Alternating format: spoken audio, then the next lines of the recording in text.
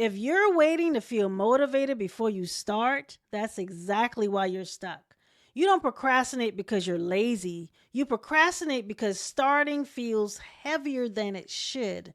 And that heaviness is not a character flaw, it's overwhelm. If conversation like this help you think more clearly and move forward again, subscribe to this channel. It's about simplifying life and work so you can actually follow through. You know what needs to be done: the email, the proposal, the form, the call you haven't returned. You're not confused, you're avoiding it. And then you feel guilty for avoiding it. So you tell yourself you start after lunch or tomorrow or when you feel more clear.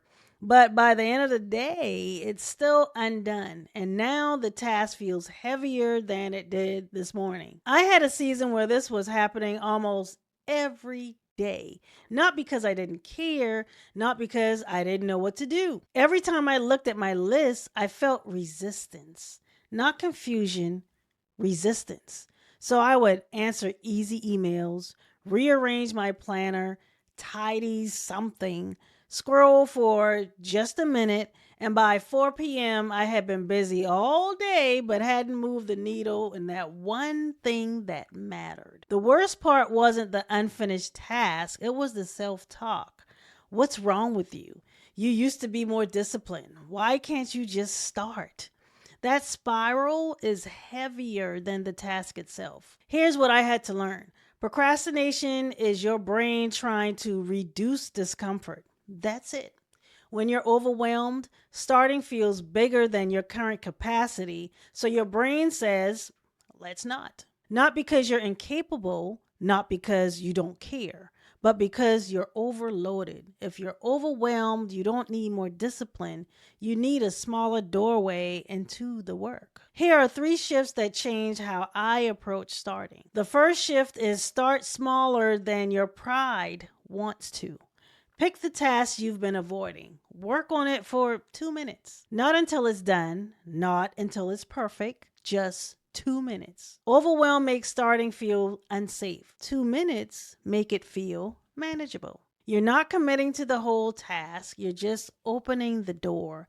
And once the door is open, momentum often follows. But even if it doesn't, you proved you can begin. That rebuilds trust within yourself. The second shift is give yourself permission for ugly. Perfection hides inside procrastination. You think you're avoiding a task, but you're actually avoiding doing it imperfectly. Say this out loud. This is allowed to be messy. Send the imperfect email, write the rough outline, start before you're ready. You can edit later, but you cannot edit what you never started. And if starting alone feels heavy, this is exactly why we do sip and focus sessions inside Scale Without Noise. You show up, you choose one task, you begin. Sometimes support isn't about advice, it's about presence. The third shift is create one visible win. When you feel stuck, your confidence drops. So don't aim for massive progress, aim for visible completion. Reply to one email, submit one form, finish one paragraph. Completion calms your nervous system. It tells your brain, we moved. Momentum isn't dramatic, it's small proof repeated. Here's what people don't talk about. Procrastination slowly reshapes how you see yourself.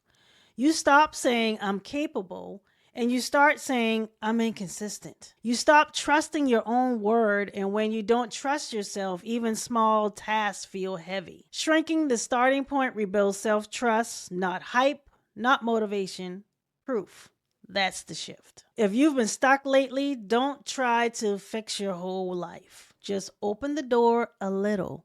2 minutes. One messy start. One visible win. Next week, I'm sharing what to do when life completely derails your week. Caregiving, exhaustion, unexpected chaos, and you need to get back on track without starting from scratch. Because consistency isn't about perfect weeks. It's about knowing how to restart. Now that you know the real reason procrastination isn't laziness, you might be wondering, okay, but how do I stay focused long enough to actually finish? That's the next piece. Watch my video, How to Focus When You're Overwhelmed, right here, because when you pair what you learned today with that focus reset, it becomes so much easier to just start and complete the thing. And if this helped, go ahead and like, subscribe, and hit the notification bell so you don't miss next week's reset. If you're feeling overwhelmed but still want progress, join my community Scale Without Noise. It's a supportive space where you show up, choose one task, and follow through. Get out of survival mode and breathe again. I'll see you in the next video.